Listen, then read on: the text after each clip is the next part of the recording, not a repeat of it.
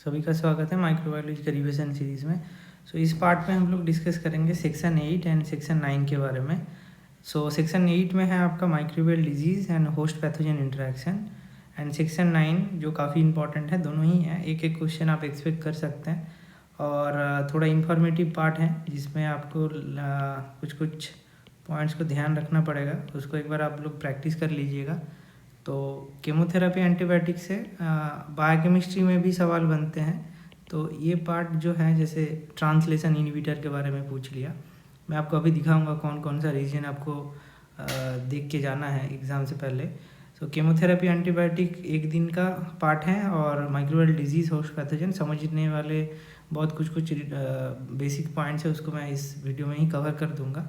तो apart from that टोटोरा follow कर सकते हैं, उसमें और कुछ इन्फॉर्मेशन है। मैक्सिमम पार्ट प्रेस्कॉट एंड टोटोरा से लिया गया है और ब्लैक देख सकते हैं, ब्रॉक देख सकते हैं। केमोथेरेपी एंटीबायोटिक से एक क्वेश्चन एक्सपेक्ट कर सकते हैं। माइक्रोबियल डिजीज से कभी कभी पूछा जाता है, कभी कभी नहीं भी पूछा जाता है। तो माइक्रोबायोलॉजी के इस पोर्शन का सिलेबस हम लोग एक बार देख लेते हैं, उसके बाद शुरू करते हैं। सेक्शन 8 का जो सिलेबस है, that's talk about normal microbiota. अब इसमें एक चीज़ मैं बताना चाहूँगा, इसमें और एक पोर्शन इन्वॉल्व है जो मैं अभी बता देता हूँ, that is antigens and antibody. उसके साथ साथ जनरली इम्यूनोलॉजी का एक सेक्शन रहता है। तो इम्यूनोलॉजी का सेक्शन मैं अलग से कवर कर दूंगा। Vaccination, passive immunisation, immune deficiency, यहाँ तक जो हाईलाइटेड रीजन है, इस रीजन तक इम्यूनोलॉजी का अलग से वीडियो बनेगा। इम्यूनोलॉजी, क्योंकि इम्यूनोलॉजी तीनों सेक्शन के लिए इम्पॉर्टेंट है। चाहे आप बायोकेमिस्ट्री दीजिए, चाहे आप जूलॉजी का पोर्शन देखिए, और चाहे आप अपार्ट फ्रॉम माइक्रोबायोलॉजी, इन तीनों सेक्शन में इम्पॉर्टेंट है। उसके साथ साथ GATE XL and GATE BT दोनों के लिए सुपर इम्पॉर्टेंट है इम्यूनोलॉजी। इम्यूनोलॉजी अलग से करवाया हो जाए, इसमें कवर होगा। ये पार्ट को मैं कवर नहीं कर रहा हूँ। उससे पहले normal microbiota, classification of infectious disease, reservoir of infection, nosocomial infection, hospital मतलब हॉस्पिटल एक्वायर्ड इन्फेक्शन बोला जाता है, opportunistic pathogens, emerging infectious disease, mechanism of microbial pathogenicity and non-specific divisions of host। उसके साथ साथ ह्यूमन कुछ स्पेसिफिक डिजीज़ का नाम भी पूछ लिया जाता है, match the following of type of question, causes by viruses, bacteria and pathogenic fungi. अब ये जो रीजन है, ये लास्ट पार्ट काफ़ी इन्फॉर्मेटिव है। कुछ क्रिटिकल क्वेश्चन पूछ लेता है, जैसे आपको अगर पता है तभी आप कर पाएंगे, वरना मैं सजेस्ट करूँगा इस रीजन में अगर आपको क्वेश्चन देख के लगा कि it is known, then you should attempt, otherwise आपको क्वेश्चन छोड़ना पड़ेगा। दैट्स बेटर होगा, क्योंकि नेगेटिव मार्किंग एक बहुत बड़ा इशू है, तो मार्क्स घट जाएगा आपका। ये पार्ट को इसलिए मैं पहले हाईलाइट करके बता रहा हूँ। इस पार्ट का क्वेश्चन आप थोड़ा ध्यान देख के अटेम्प्ट करेंगे, क्योंकि नेगेटिव नहीं करना है इस रीजन में। बाकी ये जो ऊपर वाला पार्ट अभी बात कर रहा था मैं, normal microbiota, classification of infectious disease, इसमें टर्मिनोलॉजीज रिपीट होते हैं, तो उसको हम लोग एक बार देख लेते हैं। तो हम लोग शुरू करते हैं। अच्छा, पहले एक बार दो बार क्वेश्चन के बारे में आइडिया ले लेते हैं क्या क्या है, तो चैप्टर का जिस समझ में आ जाएगा। हाईलाइट कहाँ पे करना है उसको भी आपको पता चल जाएगा, दिमाग में किसको डालना है। बाकी चीज़ें आपको नॉलेज के लिए हैं जनरली। ये गेट 2024 का क्वेश्चन हैं सारे, 2024 टू 20 ये आपका 4 इयर्स के क्वेश्चंस का एनालिसिस है, आप कह सकते हैं। पहला इंपॉर्टेंट, जैसे देखिए मैंने बताया था, बायोकेमिस्ट्री से एक क्वेश्चन बनता है, बायोकेमिस्ट्री एंटीबायोटिक से एक क्वेश्चन बनता है। जैसे इसमें गेट एक्सेल बायोकेमिस्ट्री 2024 में प्यूरोमाइसिन के बारे में पूछा गया था। अब ये जो पार्ट है, पहले ही बता देता हूँ, जेम्स वाटसन के बुक से मैंने यहाँ पे जब क्लास में पढ़ा रहा था। चाहे आप CSIR नेट के लिए प्रिपरेशन करें या फिर गेट एक्सेल BT कोई भी एग्ज़ाम देने जाए, ICMR DBT, ये जो एंटीबायोटिक का चार्ट है, पर्टिकुलरली चैप्टर नंबर आपका 15, ट्रांसलेशन चैप्टर, पेज नंबर 552, इस पे हैं। इस पार्ट को आप बहुत अच्छे से देख के जाइए, क्योंकि स्पेसिफिक कुछ क्वेश्चन जैसे प्यूरोमाइसिन, यहाँ पे देखिए आप हाईलाइटेड, मैंने बुक खोला फिर से मुझे मिल गया। तो क्लास में मैंने ऑलरेडी बताया बहुत सारे जगह पे, अब बहुत सारा क्वेश्चन भी पूछा गया है। Puromycin one of the favourite question में से आता है। अब क्लोराम्फेनिकल, टेट्रासाइक्लिन 38 सब यूनिट को इनहिबिट करता है। क्लोराम्फेनिकल 58 सब यूनिट को, पेप्टाइड ट्रांसफर सेंटर और 50 सब यूनिट को इनहिबिट करता है। Amino acid, tRNA peptide transferase को इनहिबिट करता है। अपार्ट फ्रॉम दैट यूकैरियोट को जो इफेक्ट करता है, दिस हाइग्रोमाइसिन, उसके साथ साथ यहाँ पे ricin and alpha sarcin, diphtheria toxin, ये कुछ इंपॉर्टेंट हैं जो प्रोकैरियोट, यहाँ से एक बार क्वेश्चन पूछा गया था शायद कि प्रोकैरियोट एंड यूकैरियोट को दोनों, मतलब it can act in both cells, which are the following antibiotic that can act as a in both prokaryote and eukaryotes, and it affects this chemically modifies RNA factor binding center of large ribosomal subunit. इसका मतलब translation को inhibit करता है. So these are all translation inhibitor. इसी से और एक alternative question पूछा जाता है, ट्रांसक्रिप्शन इनहिबिटर होता है, अभी मैं बता देता हूँ, जिसका नाम है रिफाम्पिन और रिफाम्पिसिन, ट्रांसक्रिप्शन इनहिबिटर. ये एक ही इनहिबिटर है ट्रांसक्रिप्शन का, बाकी ट्रांसलेशन लेवल पे सबसे ज़्यादा इनहिबिटर काम करते हैं. तो प्यूरोमाइसिन का मैकेनिज्म पूछा गया था, puromycin blocks the A site, तो ये मिमिक करता है पेप्टाइडल प्यूरोमाइसिन को. पेप्टाइडल ट्रांसफर सेंटर है पी साइड 2, आप जानते हैं कि peptidyl transfer reaction centre responsible for the peptide 1 formation, that is located in the large सब यूनिट, 50 सब यूनिट में लोकेटेड होता है. तो प्यूरोमाइसिन मिमिक करता है. So puromycin binds in the A site and participate in peptide 1 formation. Question इसी के ऊपर पूछा गया था. अगर छोटा सा ये इन्फॉर्मेशन होता तो आपको ये 2 मार्क्स का क्वेश्चन आराम से आपका सॉल्व हो जाता. पूछा गया है which one or more of the following statement correctly describes the changes upon the addition of puromycin during eukaryotic translation. अब पहला पॉइंट क्या है, एक बार बात कर लेते हैं. Puromycin resembles amino acid end of the charge TRN, बिल्कुल इसीलिए तो इनकॉर्पोरेट हो गया. पिक्चर देखिए तो कुछ लग रहा है ना चार्ज अमीनो एसिड टीआरएन जैसा. प्यूरोमाइसिन का 3-4 लाइन जो लिखा है वो भी है, देखिए.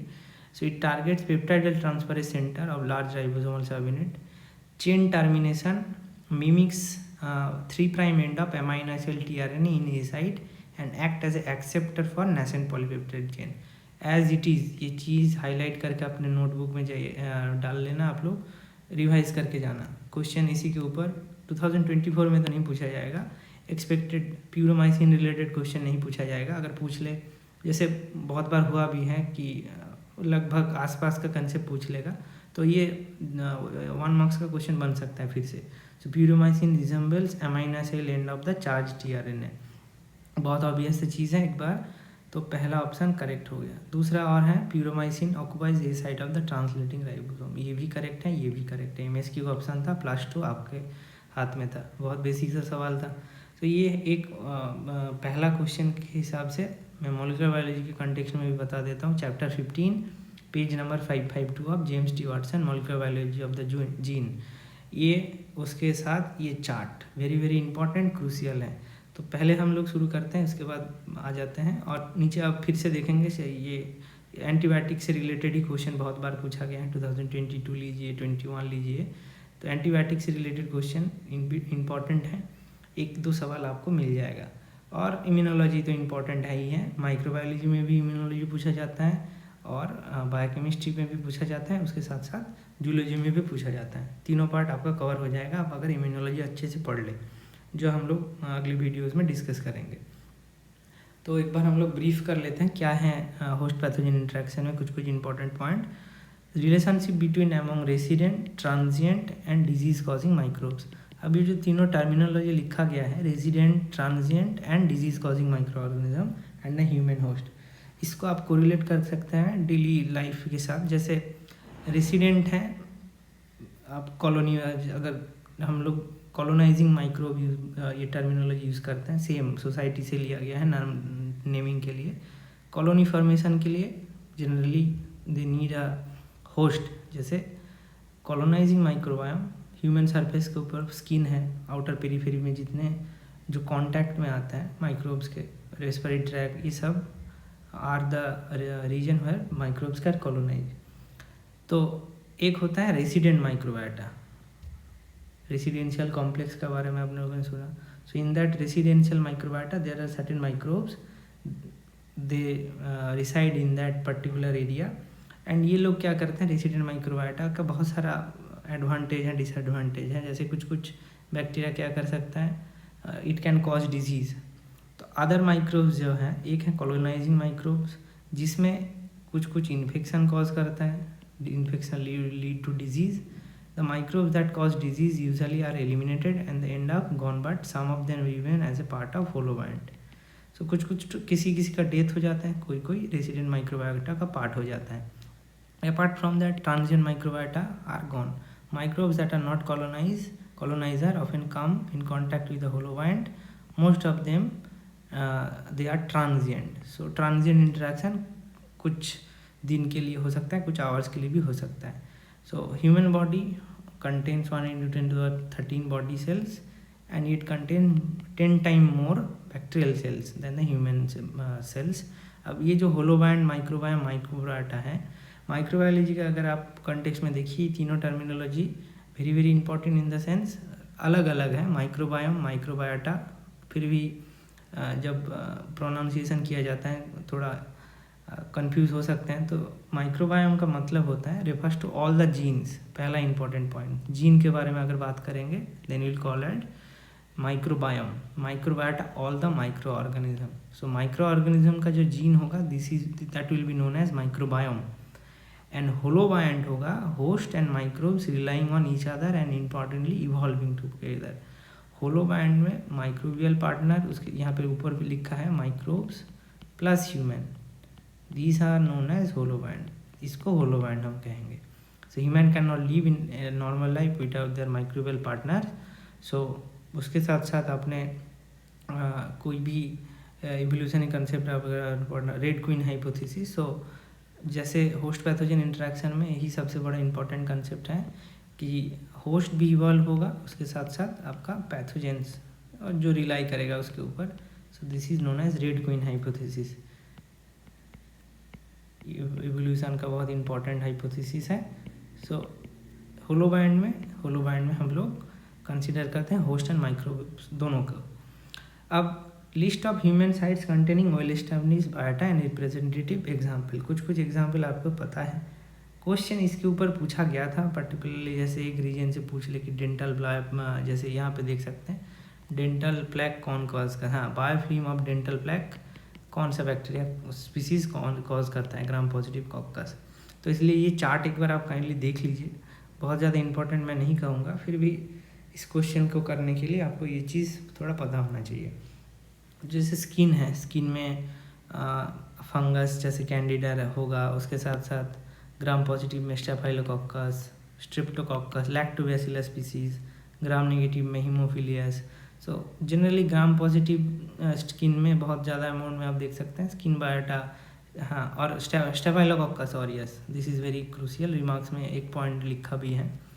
अब जैसे ओरल कैविटी में streptococcus are the predominant one. Streptococcus, उसके बाद corynebacterium species, these are predominant.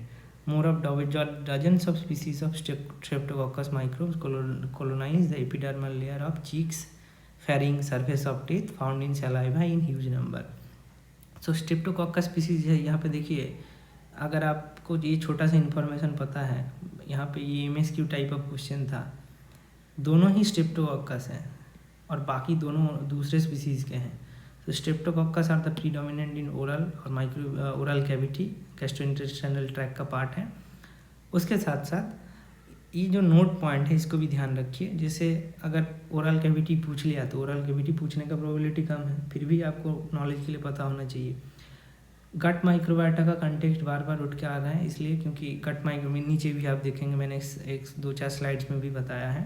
एक स्लाइड है gut microbiota how it modulates immune system. तो इंटेस्टाइनल ट्रैक्ट उसके बाद इंपॉर्टेंट हो जाता है. क्यों? क्योंकि गट ब्रेन एक्सिस ये सब आता है. तो इसमें faecal biota consist of predominantly of anaerobes, E coli present in majority of subjects. बस अब इतना ही ध्यान रखिए कौन सा ज़्यादा है, majority but in relatively low abundance. Other microbes are aero tolerant and facultative. So anaerobes bacteria का नंबर सबसे ज़्यादा है. ये क्वेश्चन उठ के आपको डायरेक्टली पूछा जा सकता है कि फीकल बायोटा में कौन सा types of bacteria are predominant depending upon the natures of their oxygen availability. Anaerobe होगा कि येलो टॉलरेंट होगा कि फैकल्टेटिव होगा. उसके साथ साथ और छोटे मोटे इन्फॉर्मेशन जैसे यूरिनरी ट्रैक्ट में ग्राम पॉजिटिव लैक्टोबैसिलस पाया जाता है, वेरी इंपॉर्टेंट. और बाकी तो छोटे मोटे इन्फॉर्मेशन है, उतना इंपॉर्टेंट नहीं है. स्टेफाइलोकोकस ऑरियस 4% स्किन में सबसे ज़्यादा पाया जाता है. स्टार मार्क कर लीजिए, ये oral cavity, intestinal tract, that's all. बाकी चार्ट में एक बार पढ़ लीजिएगा आराम से, नाम नोट करके लग सकते हैं। दूसरा जो कंसेप्ट आता है that is the concept of symbiosis, जिसमें 3 तरह का इंटरेक्शन जनरली इकोलॉजी का कंसेप्ट ही है, यहाँ पे भी सेम चीज़ लागू होता है। एक होता है कॉमेंसलिज्म। कॉमेंसलिज्म में an organism benefits and the other one is unaffected. इसका example staphylococcus epidermidis bacteria on skin. So predominant bacteria are Staphylococcus species. So Staphylococcus epidermis are present on the skin, which in association one partner benefits and other events unharmed. So bacteria को benefit होता है पर the host is unharmed, कोई फायदा या नुकसान कुछ नहीं है, zero. So it is plus zero interaction, very important. दूसरा है म्यूचुअलिज्म, जहाँ पे दो तरफा मतलब प्लस प्लस, जैसे इकोलाई का कुछ bacteria E coli species vitamin B and vitamin K synthesise कर देता है। So that is a plus plus, दोनों के लिए फ़ायदा। अगर पैरासिटिज्म देखेंगे, एक को फायदा दूसरे को नुकसान, plus minus. In case of this H1N1 virus particles, so this are all microbes. So ये कुछ एग्जाम्पल्स स्टेफाइलोकोकस एपिडिडर्मिस के बारे में ध्यान रखिए, कॉमेंसल बैक्टीरिया है। अब जैसे मैंने यहाँ पे रखा गट माइक्रोब इन होस्ट होम्योस्टैसिस, तो इमर्जिंग कंसेप्ट है, क्वेश्चन बनने का प्रोबेबिलिटी इसलिए है क्योंकि बहुत सारे रिसर्च हो रहा है, पर्टिकुलरली गट माइक्रोब्स इम्यूनोलॉजी, मतलब इम्यून सिस्टम को मॉड्यूलेट कर सकते हैं, कैंसर इम्यूनोथेरेपी को मॉड्यूलेट कर सकते हैं। यहाँ पे जैसे देखिए T regulatory cell and T helper cell Th17 का एक होम्योस्टैसिस मेंटेन होता है। अगर ऑब्वियसली टी रेगुलेटरी सेल का नंबर ज़्यादा होगा तो इट विल कॉज होम्योस्टैसिस। अब यहाँ पे जैसे देख सकते हैं क्लॉस्ट्रीडियम, बिफिडोबैक्टीरियम, जो गट डुएलिंग बैक्टीरियाज हैं, they secrete some short chain fatty acid SCFA, this are short chain fatty acid. इस साइड में भी होगा यहाँ पे, हाँ। सो स्टेफाइलोकोकस एपिडिडर्मिस के बारे में हम लोगों ने बात किया। यहाँ पे जैसे देख सकते हैं essential in component of healthy skin में ये स्टेफाइलोकोकस ऑरियस पाया जाता है। तो इसमें जैसे short chain fatty acid, anti microbial peptides, these are synthesized by this kind of thing. And gut microbiota में peptidoglycan, short chain fatty acid, bile acid modification के लिए कुछ कंपोनेंट सीक्रेट होते हैं। So these are few component which regulate the differentiation and maturation of dendritic cell. Anti inflammatory mediators जैसे interleukin 10 secrete किया जाता है। आप लोग जानते हैं कि depending upon different types of interleukins और केमोकाइंस और साइटोकाइंस, जो टी सेल्स हैं, टी सेल्स का डिविजन्स होता है। जैसे टी हेल्पर सेल होगा, टी हेल्पर सेल का कौन सा सब क्लासेस होगा, दैट इज़ मेंटेन। इनके सब गट ब्रेन एक्सिस। सो ये भी बहुत सारे हाइपोथेसिस हैं, बहुत सारे एक्सपेरिमेंटल मॉडल्स हैं जहाँ पे देखा गया है कि लाइपोपॉलीसैकेराइड मतलब एक इंटेस्टाइनल बैरियर तो होगा, उसके साथ साथ it can regulate immune system, vagus nerve, blood brain barrier cross करके short chain fatty acid can modulate multiple things. उसके साथ साथ यहाँ पे देख सकते हैं modulation of tissue immunity, pattern recognition receptor stimulation by microbial ligand. It also can create promotion of neutrophil aging, maintenance of white blood cell homeostasis. ये कुछ इंफॉर्मेशन है आपके लिए।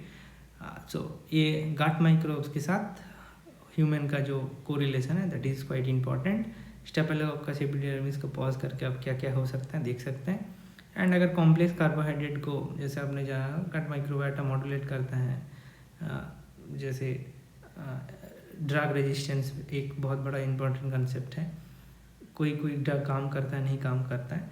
So it create multiple this acetate, propionate, butyrate, जो modulate करता है आपका ये जो इन फर्मेंटेशन प्रोडक्ट है, इनहिबिट कोलेस्ट्रॉल सिंथेसिस। सो लीवर को इफेक्ट करेगा ऑब्वियसली। कोलोनोसाइड, ब्यूटारेट कोलोनोसाइड्स प्रमोट कर सकता है। Converted fatty acid and triglyceride, acetate को कन्वर्ट कर सकते हैं फैटी एसिड एंड ट्राइग्लिसराइड, जो अल्टीमेटली लीवर में डिपॉजिट होते हैं। तो एक इंपॉर्टेंट पोर्शन था, एक बार देख लीजिएगा। उसके बाद आता है कुछ टर्मिनोलॉजीज, जो ऑब्वियसली ये पार्ट मैं पहले बता देता हूँ। This are taken from Tortora. अब अगर आप कोई भी बुक उठा लेंगे मिल जाएगा, बहुत बेसिक से चीज़ें हैं। तो पैथोजेनिसिटी एंड पैथोजेंस, इसमें एक चीज़ बताऊंगा, opportunistic pathogen. So infectious disease, opportunistic pathogen, इसका जो डायनामिक्स है उसको समझने के लिए they will ultimately have a portal of entry. जैसे हमने अभी बात किया, microbe can reside in multiple parts of human body including skin, GI tract, respiratory tract, attaching family. इसके लिए prokaryotic cell structure and function में मैंने बात किया था। Pili, pili fimbriae capsule, viral spike protein जैसे H2 रिसेप्टर के साथ, उसके साथ साथ जितने भी कोरोना स्पाइक प्रोटीन है, सरफेस प्रोटीन अटैचमेंट होने में मदद करता है। Followed by surviving host defence, host भी छोड़ेगा नहीं, so it will white blood cells are present, T cytotoxic, T helper cell, ये so innate and adaptive immune system will be generated, so it will cause phagocytosis, absence of specific immunity. So specific immunity अगर नहीं होगा obviously it can will ultimately जब invade करेगा show cause tissue damage, कोई toxin secret करेगा। ये toxin part भी काफ़ी इंपॉर्टेंट है, एंडोटॉक्सिन्स क्या है, एक्सोटॉक्सिन्स क्या है, नीचे मैंने रखा है, बता देता हूँ। And ultimately it will exit from the host, जैसे urogenital tract, blood, skin, saliva से, जैसे स्पूटम हो गया, कॉफ हो गया, ये सब से, फोमाइट्स हो गया, ये सब से स्प्रेड हो सकता है। एंड और कुछ ये टर्मिनोलॉजीज ध्यान रखना पड़ेगा, जैसे सिंड्रोम्स क्या है, syndrome, communicable disease, contagious disease. Syndrome a specific group of symptoms और signs that always accompanies a specific disease. यहाँ से जो इम्पॉर्टेंट बात कहना है आपको, दैट इज़ कॉन्टेजियस डिजीज़ जो कम्युनिकेबल हो, which is very communicable. And sporadic disease, endemic, epidemic and pandemic, तीनों में क्या क्या डिफरेंस है। Sporadic disease, if a particular disease occurs only occasionally, it is called sporadic, जैसे टाइफाइड फीवर, यूएसए में एक बार हुआ था। Endemic, that constantly present in population, called endemic, जैसे is common cold, endemic disease में आता है। एपिडेमिक में if many people in a given area acquire a certain disease, if many people in a given area acquire a certain disease in a relatively short period of time, it is called epidemic। जैसे influenza के cause में ultimately it cause epidemic. And pandemic में an epidemic disease that occurs world wide, pan मतलब pan India, ऐसे तो बोलता है ना कि पैन इंडिया सर्विस है, तो all over India, pan world service. Pandemic will cause world wide disease. इसके बाद आता है ऑकरेंस ऑफ डिजीज के बाद स्टेजेस ऑफ डिजीज़। इसमें कुछ टर्मिनोलॉजी आपको नया लग सकता है, जैसे एक बहुत बेसिक सा चार्ट है, इंक्यूबेशन टाइम होगा फॉलोड बाय प्रोडोमल पीरियड। इस पीरियड में क्या होता है, prodromal period is characterize by early mild symptom of disease such as general malaise, थोड़ा ये एक बॉडी एक्स होता है, बॉडी पेन जो होता है, so it is a mild symptoms that are associated with the stages of disease. उसके बाद आता है पीरियड ऑफ इलनेस, उसके बाद period of decline and period of convalescence, जहाँ पे रिकवरी पीरियड आता है, साइन एंड सिम्टम डिक्रीज होगा। So these are stages of disease. इसमें एक ऊपर में पॉइंट हाईलाइटेड है, इंक्यूबेशन पीरियड। तो किसी का तबीयत ज़्यादा जल्दी ख़राब हो सकता है, किसी का रेजिस्टेंट है, so it depends on multiple factor. जैसे स्पेसिफिक माइक्रोऑर्गेनिज्म इन्वॉल्व, जैसे कोई माइक्रोब्स का अटैचमेंट उतना अच्छे से नहीं है, मतलब in the sense spike protein हो, या वायरसेस का जो जेनेटिक रीअरेंजमेंट करके कुछ स्ट्रेन बहुत ज़्यादा इफेक्टिव हैं, जैसे H5N1 हो गया, इन्फ्लुएंजा के लिए बात कर रहा हूँ, और ऐसे SARS-CoV-2 के केसेस में बहुत सारे स्ट्रेन आए। So depends on degree of pathogenicity of that particular pathogen, the number of infecting microorganism and the resistance of the host। इसमें होस्ट इम्यून सिस्टम भी रोल प्ले करता है डिजीज़ कॉज करने में, है ना। होस्ट इम्यून सिस्टम अगर बहुत स्ट्रॉन्ग है, so it will prevent the disease नहीं होने देगा। लास्ट पार्ट है हेल्थ केयर एसोसिएटेड डिजीज़। इसमें जैसे एक तो आपको बैक्टीरिया का ध्यान रखना है, जैसे pseudomonas aeruginosa, klebsiella pneumoniae, enterobacter species, staphylococcus aureus, coagulase negative staphylococcus aureus. This are due to, यहाँ पे फैक्टर्स भी मैंने मेंशन कर दिया, microorganism in the hospital environment, the compromise और weakened status of the host. मतलब ऑब्वियसली हॉस्पिटल्स में कौन लोग जाते हैं जिसका इम्यून सिस्टम समहाउ मॉड्यूलेटेड है, ख़राब है, तभी तो डिजीज़ होता है, चाहे वो कम्युनिकेबल डिजीज़ हो, नॉन कम्युनिकेबल डिजीज़ हो। इम्यून सिस्टम है ग्रेट रोल यहाँ पे। जैसे देख सकते हैं 5 to 15% of patient acquires hospital acquired infection in the treatment environment, so that's why it is quite crucial. The chain of transmission in the hospital, यहाँ पे जैसे देख सकते हैं microorganism in health care associated environment, compromise host and chain of transmission. अब chain of transmission में जैसे मैंने बताया कि बहुत सारे सीरीन से हो सकता है, रेस्पिरेटरी डिवाइसेस हो सकता है, जिसमें माइक्रोब्स कॉलोनाइज कर सकते हैं बहुत आराम से, कॉलोनाइजेशन कर सकते हैं, बायोफिल्म प्रोडक्शन हो सकता है कैथेटर्स में, जैसे यूरिन ट्रैक्ट इन्फेक्शन हो सकता है, एंड उसके साथ साथ डायरेक्ट कांटेक्ट हो गया, सपोज सर्जरी वर्जरी हुआ उसका वुंड से किसी जितने भी टाइप्स हो सकते हैं उससे हो सकता है। एंड उसके बाद आता है ट्रांसमिशन ऑफ डिजीज़। इसमें ये आर्थ्रोपॉड बेस्ड जो है ना, ये एक टाइम का फेवरेट था गेट के लिए, जैसे पूछ लेता था कि पॉजिटिव एजेंट्स बताओ, जैसे yellow fever, Chagas disease, trypanosoma cruzi, this are protozoan disease. ये होस्ट पैथोजन इंटरेक्शन का बहुत बड़ा पार्ट है, इसमें आप ध्यान रखिए कि कुछ भी पूछ लेगा। लाइम डिजीज़ कौन करता है, बोरेलिया बगडॉर्फेरी। प्लेग कौन करता है, yersinia pestis. Rocky Mountain spotted fever, rickettsia rickettsii. उसके साथ साथ ये dengue, alpha virus, aedes aegypti mosquito cause करता है। सो इसमें 3-4 important, trypanosoma brucei gambiense, these are all protozoan cause disease, very important. ये पूरा चार्ट ध्यान रखिए, एग्जाम से पहले एक बार देख के जाना है आपको। आर्थ्रोपॉड बेस्ड डिजीज़ हो गया। अब ये एक मैंने list of important causative disease के बारे में बता दिया है, जिसमें काफ़ी सारी चीज़ें पहले भी हो चुका है, तो इट इज़ रिपीटेड चार्ट, तो आप आराम से देख सकते हैं। उसके बाद आता है अर्ली एंट्री एंड एडिशन। जैसे एक मैंने सीक्वेंस बताया था कि पहला इंपॉर्टेंट पॉइंट है attachment, finding a portal of entry, it could be skin, GI tract, respiratory tract and all those thing. उसके बाद अटैचमेंट फैमिली, जिसमें कैप्सूल स्पाइक प्रोटीन के बारे में हम लोगों ने बात किया था। इसमें एक चार्ट है जो वायरसेस एंड बैक्टीरिया यूज़ करते हैं जनरली अटैचमेंट के लिए।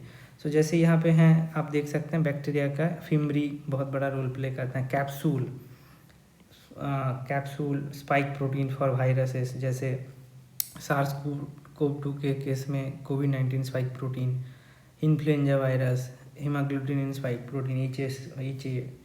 तो उसके साथ साथ HIV वायरस के लिए GP120, GP41, this are CD4 receptor on T cell के ऊपर रिसेप्टर प्रेजेंट होता है। जैसे माइक्रोप्लाज्मा न्यूमोनी के केस में membrane proteins are adhesion mechanism, sialic acid on lungs. ये भी बहुत एक अच्छा चार्ट है जो प्रिस्कॉट से लिया गया है।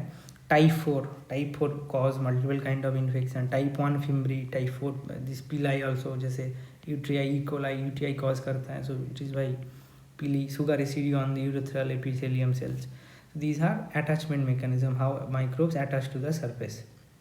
अपार्ट फ्रॉम दैट, जैसे होस्ट को डिग्रेड इन्वेड करने के लिए होस्ट के टिश्यू में घुसना पड़ेगा, so how they can do that, they secret different type of enzyme, जैसे collagenase, it will break collagens, coagulase क्या करेगा, coagulates clots the fibrinogen in plasma, the clot protects the pathogen from phagocytosis and other defence. So obviously कोई भी अगर आप system को break करना चाहते हैं, उसका कुछ लूप होल्स आपको पता होने चाहिए। कि सपोज आप किसी के रीजन पे जैसे चोर घुसता है, तो चोर से पहले CCTV को देखेगा, अपना मुंह सब ढक लेगा। सो उसी तरह जैसे कोकुलेज सीक्रेट कर देगा, तो it will prevent it from phagocytosis. उस पर अपार्ट फ्रॉम दैट हायरुलिनडेज, ये क्या करता है, एक्स्ट्रासेलुलर मैट्रिक्स का पार्ट है, इसको डिग्रेड कर देता है।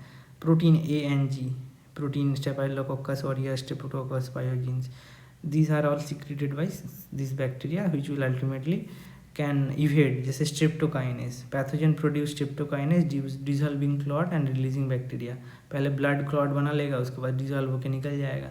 सो हायरुलिनडेज सीक्रेट करके एक्स्ट्रा सेलुलर मैट्रिक्स डिग्रेड हो गया, पैथोजन कोआगुलेज सीक्रेट करके ये फैगोसाइटोसिस रोक दिया, उसके बाद स्ट्रेप्टोकाइनेज सीक्रेट करके it producer dissolve the clot and release the bacteria. See ये मेकनिज़म है होस्ट एंड पैथोजन का इफेक्टर के बारे में।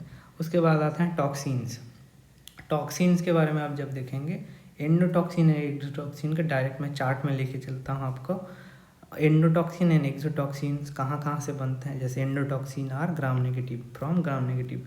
अब हीट स्टेबल कौन है, ये सबसे क्वेश्चन पूछा जाता है, थोड़ा कंफ्यूजिंग हो सकता है। जैसे हीट स्टेबल एंडोटॉक्सिन सबसे ज़्यादा है, पर यहाँ पे टॉक्सिसिटी किसका ज़्यादा है, आपको लगेगा एंडोटॉक्सिन का, बिल्कुल नहीं, एंडोटॉक्सिन का लो है, एक्सोटॉक्सिन का ज़्यादा है।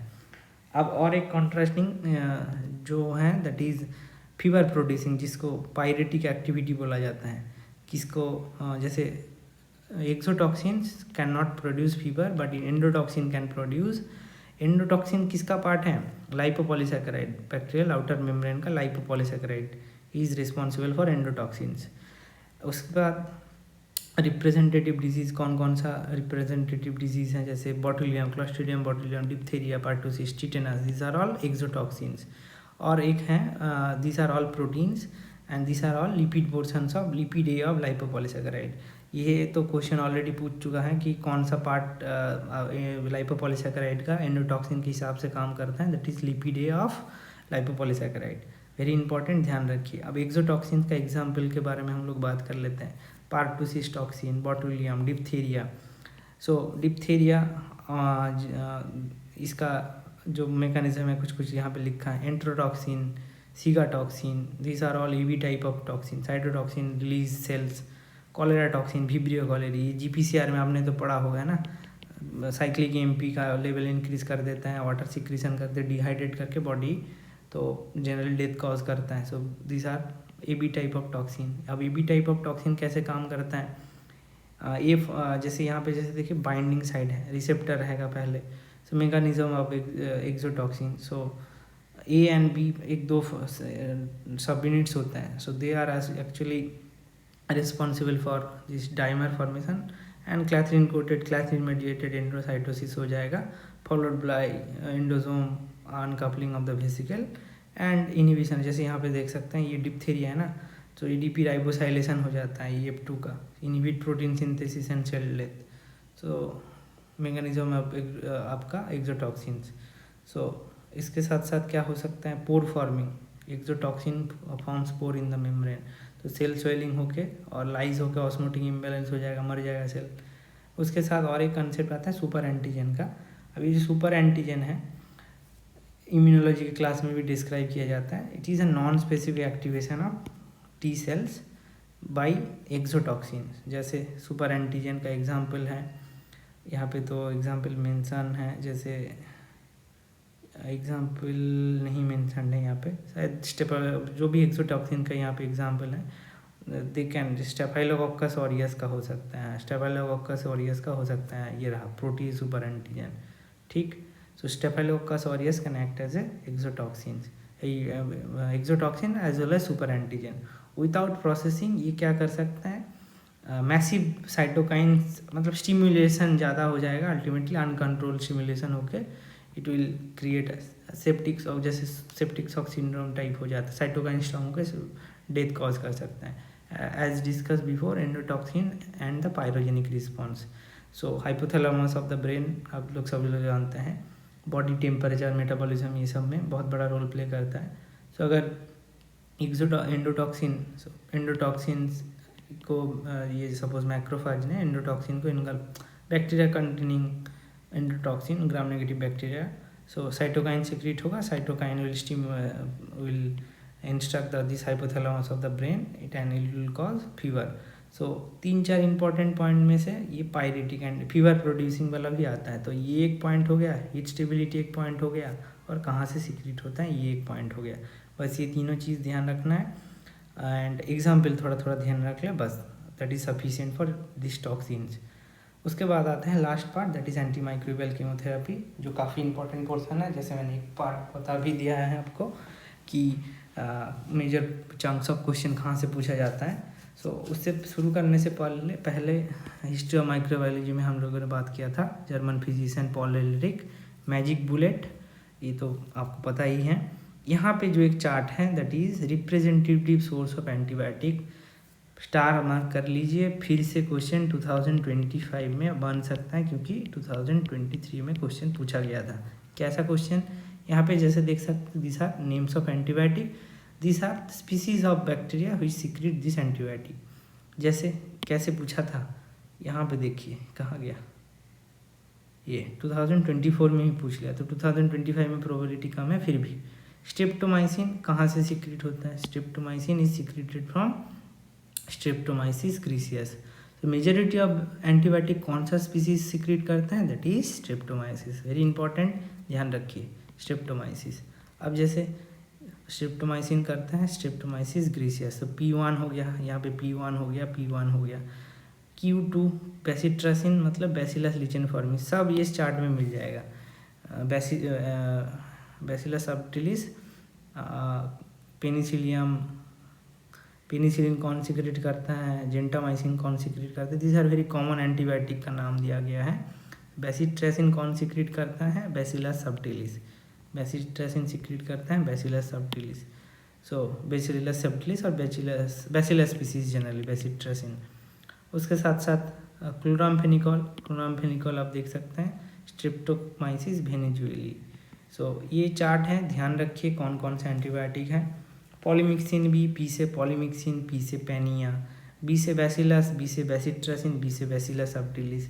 तो ये तो आप आराम से ध्यान रख सकते हैं। और कुछ कुछ फंगी से हो सकता है, जैसे of course penicillium notatum, this are, और सेफालोस्पोरियम, दिस आर। ये बात आप आराम से इसको कवर कर सकते हैं, स्ट्रिप्टोमाइसिस स्पीसीज होगा। कन्फ्यूजिंग के लिए कन्फ्यूज़न हो सकता है क्योंकि इसके साथ सिमिलरिटी कुछ है नहीं, जैसे स्ट्रिप्टोमाइसिस वेनेजुएला क्लोरामफेनिकॉल सीक्रेट करता है। तो ये पार्ट को आप ध्यान रखिए, बाकी तो आराम से आप कर सकते हैं। एक बार लिख के प्रैक्टिस कर लेंगे तो आराम से बन जाएगा क्वेश्चन। जैसे 2024 में पूछा, फिर से देखिए 2023 में रिपीट हुआ था। मतलब अगर 2023 में आपने ये पार्ट आपने थोड़ा हाईलाइट करके पढ़ के जाते तो 2024 में क्वेश्चन अटेम्प्ट कर पाते। जैसे यहाँ पे पूछा है स्ट्रेप्टोमाइसिस से कौन कौन सा एंटीबायोटिक आइसोलेट किया जाता है, तभी मेरे दिमाग में हिट हुआ कि इस पोर्शन को कवर कर देना चाहिए। तो यहाँ पे जैसे देख सकते हैं gentamicin, nystatin, polymyxin, tetracycline, chart में है स्ट्रेप्टोमाइसिस स्पीसीज सबसे ज़्यादा एंटीबायोटिक सीक्रेट करता है, उसका नाम। तो 2000 यहाँ पे तो क्वेश्चन भी रिपीट हो गया, मतलब टॉपिक रिपीट हो गया, एक दो नाम भी रिपीट हो गया। स्ट्रेप्टोमाइसिस स्पीसीज क्या सीक्रेट करता है। सो ये चार्ट ध्यान रखिए, आपका काम बन जाएगा। ये primary site of action of antimicrobial drugs, इसी को हम लोग नीचे इलस्ट्रेट करेंगे। सेल वॉल सिंथेसिस, पेनिसिलिन क्या करते हैं अगेंस्ट ग्राम पॉजिटिव बैक्टीरिया, कैसे काम करता है पेनिसिलिन। ये जो आपका ट्रांसपेप्टाइड, पेनिसिलिन बीटा लैक्टम एंटीबायोटिक है, जिसके पास ये एक बीटा लैक्टम रिंग प्रेजेंट होता है। और उसके साथ साथ this without drug penicillin binding protein catalyse the formation peptide organ bond, transpeptidation reaction बोला जाता है, उसको रोकता है। एंड अगर आप दिस बीटा लैक्टम एंटीबायोटिक डाल दोगे तो पेनिसिलिन बाइंडिंग प्रोटीन के साथ ये बाइंड कर जाएगा and it will inhibit the cross linking of this cell wall formation. तो ultimately bacterial cell wall weaken हो जाएगा, डिग्रेड होकर मर जाएगा, cell will die obviously due to lack of cell wall. उसके साथ साथ bacitracin is also inhibiting cell wall, vancomycin it is also inhibiting cell wall, isoniazid it is anti microbial antibiotic जो mycobacterium के लिए use होता है, जैसे इथामेब्यूटॉल। ये सब इसलिए इम्पॉर्टेंट है तीसरा, क्योंकि एंटीबायोटिक रेजिस्टेंट बहुत बड़ा इशू है, तो उससे क्वेश्चन बनने का चांस है। जैसे माइकोबैक्टीरियम के tuber, extremely drug resistant Mycobacterium tuber, XDR MDR के ऊपर, मल्टी ड्रग रेजिस्टेंट के ऊपर है extremely drug resistant Mycobacterium species. तो ये कुछ एग्जांपल्स हैं। अब आते हैं प्रोटीन सिंथेसिस, मैंने बात कर लिया है, यहाँ से चार्ट देख लीजिएगा, ये चार्ट भी फॉलो कर सकते हैं, सेम चीज़ें इधर उधर करके। अब आते हैं nucleic acid synthesis. Nucleic acid synthesis में जैसे RNA पॉलीमरेज को इनहिबिट करते हैं, मैंने अभी बताया आपको, दैट इज रिफाम्पिन और रिफाम्पिसिन।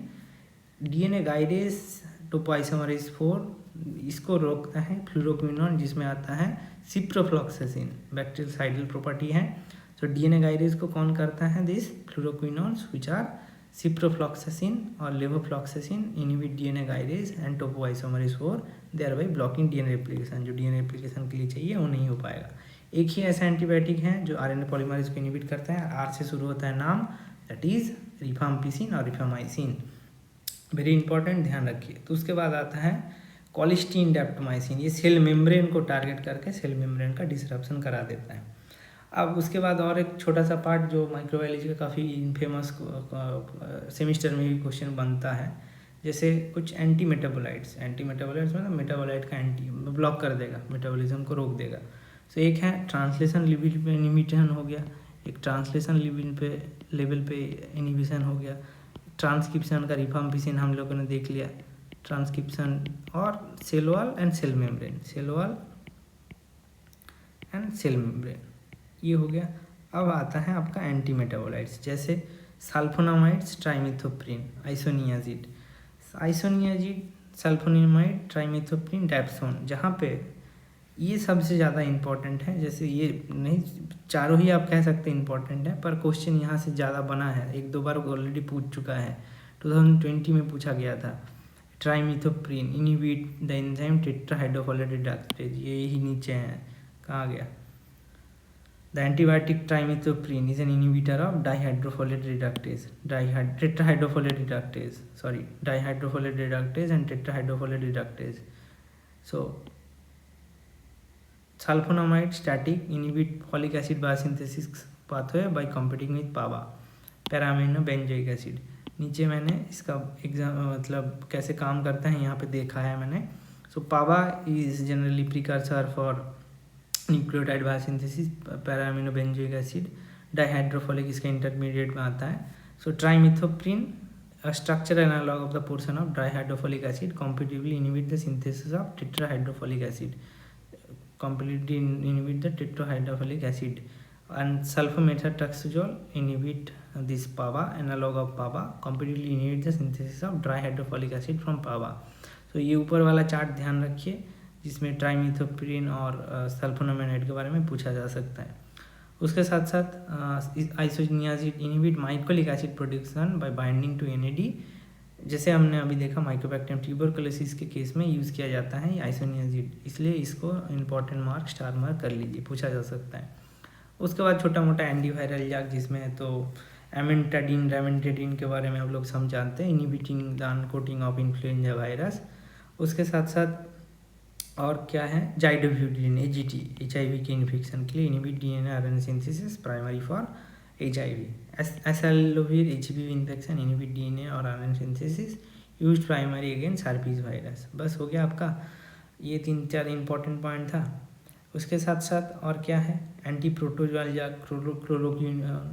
क्लोरोक्विनाइन जो मलेरिया के लिए यूज़ होता है, बहुत सभी लोग जानते हैं। मेट्रोनिडाजोल पेट खराब होने पे खाते हैं लोग। एमीबियासिस, एमीबिक्टिस इन्फेक्शन, जार्डियासिस, ट्राइकोमोनासिस, जो सारे प्रोटोजोआ हैं जो दिस एंटी प्रोटोजोल ड्रग का नाम पूछा जा सकता है। दूसरा है anti helminthic drug, helminths means tapeworm, ये सब हेलमिंथ्स होते हैं। सो इसमें मेबेंडाजोल, ये सब अगर आप थोड़ा बहुत एलोपैथी दवाई लेते हैं तो आपको बहुत अच्छे से पता हो जाएगा, मुश्किल का कुछ बात नहीं है, आराम से हो सकता है, बस एक नाम ध्यान रखिए। और एसिलोविर कैसे काम करता है, so structure and function of antiviral drug acyclovir, phosphate acyloviir structurally resemble the nucleoside deoxyguanosine and ultimately it is incorporated into the DNA। and उसके साथ साथ ये जो acyloviir which resembles nucleoside, DNA polymerase is blocked, assembly of DNA will stop। and last part मैंने यहाँ पे भी mention कर दिया है, ये PDF ऐप में आपको मिल जाएगा।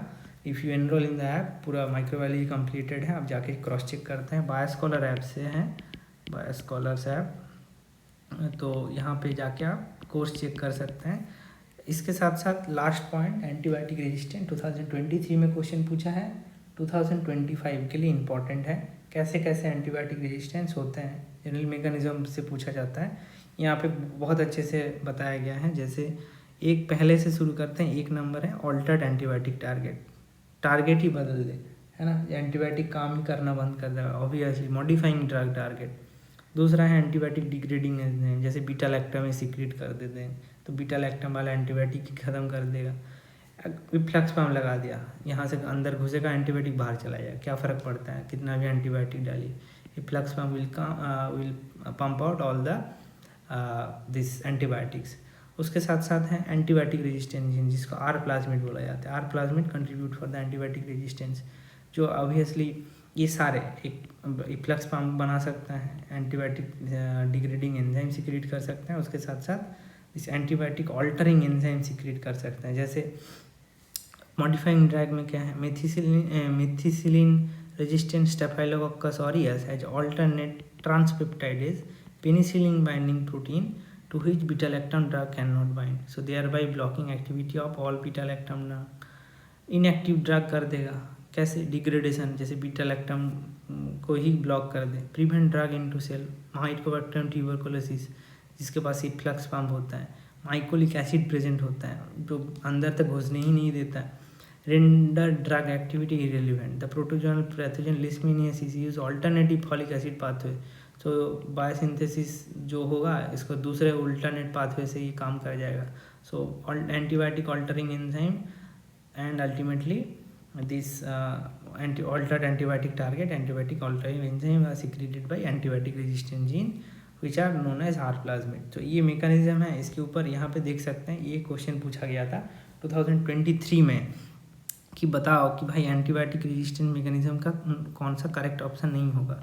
तो पूछा है mycoplasma is naturally resistant to penicillin due to presence of R plasmid. भाई माइक्रोप्लाज्मा के पास सेल वाले ही प्रेजेंट नहीं है तो बेवकूफ़ वाला सवाल पूछ लिया। आर प्लाज्मिड प्रेजेंट होगा बैक्टीरिया के पास, माइक्रोप्लाज्मा के पास तो सेल वाली प्रेजेंट नहीं है तो आर प्लाज्मिड तो अलग ही चीज़ है। Beta lactamase of the bacteria can cleave penicillin, बिल्कुल। Selective microbes can efflux penicillin entering the cell and developing resistance, बिल्कुल सही।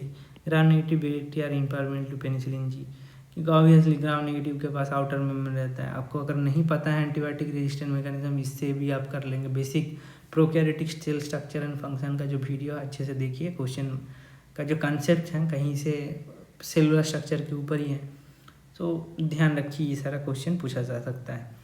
और जैसे वैंकोमाइसिन कैसे काम करता है, सेल वॉल सिंथेसिस को ब्लॉक कर देता है। बायोफ्रिन इंटरप्लक कैसे कॉज होता है, और आयन चैनल ग्रामिसिडीन ने बहुत बेसिक सा एग्जाम्पल है। तो यही कुछ क्वेश्चन जो पूछा गया था आपके सामने मैंने रखा है, तो रिवाइज करते रहिए। एक बार फिर से मैं बता देता हूँ कुछ क्या क्या इंपॉर्टेंट है पूरे सेक्शन में। सेक्शन 8 एंड 9 के लिए, सेक्शन 8